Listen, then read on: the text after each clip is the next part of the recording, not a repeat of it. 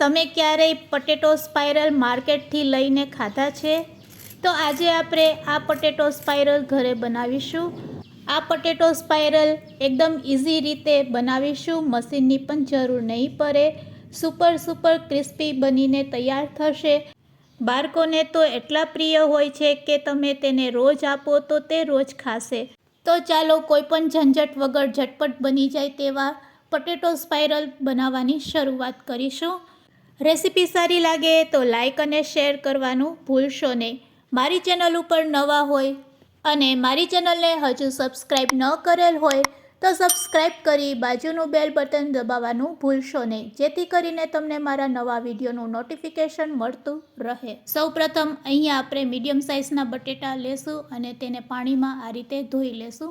અને બજારમાં ખૂબ જ સહેલાઈથી આ સ્ટીક મળી જાય છે.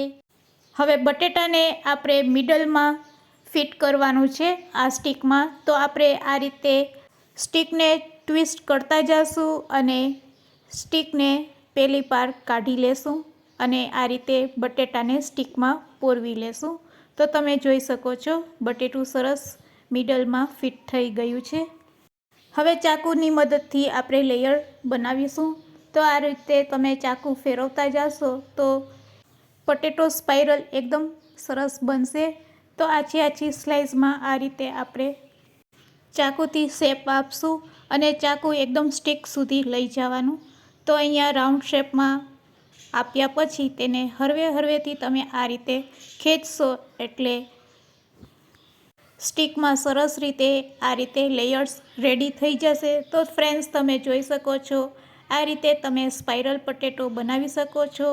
ફ્રેન્ડ્સ પહેલીવાર બનાવતા હશો તો એકાદ બટેટું તમારું બગડશે, પણ પછી તમને આવડી જશે. અને જો તમને આ રીત ન ફાવે તો તેનાથી પણ સહેલી રીત છે.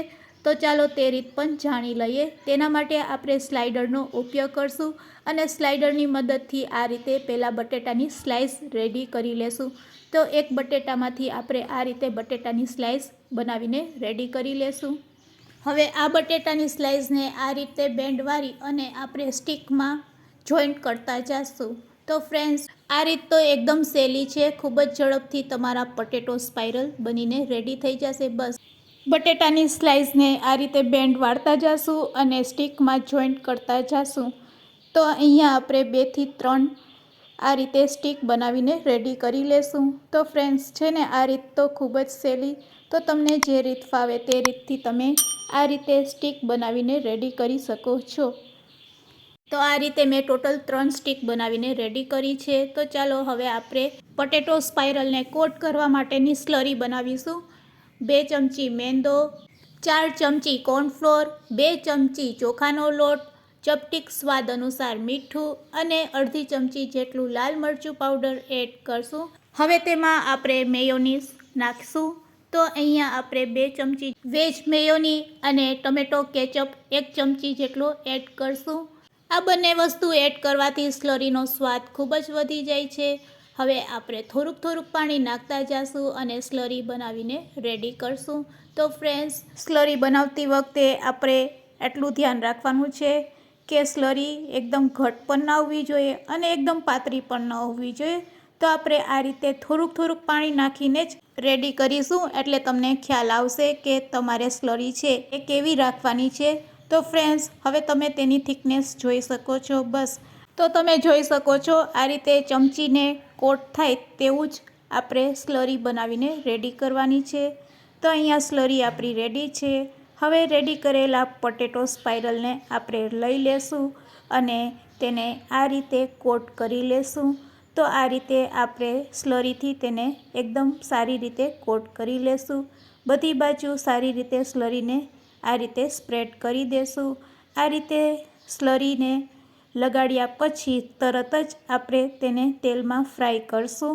તો તેના માટે આપણે સાઈડમાં ગેસ ઉપર તેલને પણ ગરમ કરવા રાખી દેશું.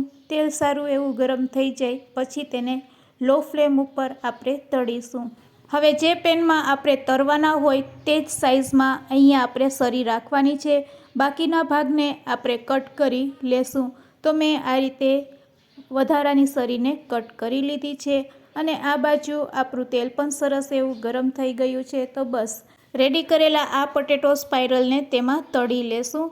ફ્રેન્ડ્સ, બજારમાં પણ પટેટો સ્પાઇરલ મળતા હોય છે, પણ તેઓ કઈ પ્રકારનું તેલ યુઝ કરતા હોય છે તે આપણે જાણતા નથી.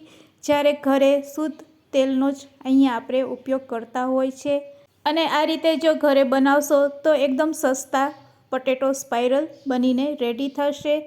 તો ઘરે એકદમ સસ્તામાં પટેટો સ્પાઇરલ તમે આ રીતે બનાવી શકો છો. અને તેને ફ્રાય કરવા માટે તમે આ રીતે ચીપિયા અથવા તો ચાકુનો ઉપયોગ કરી શકો છો. 2 મિનિટમાં જ તળાઈને રેડી થઈ જશે.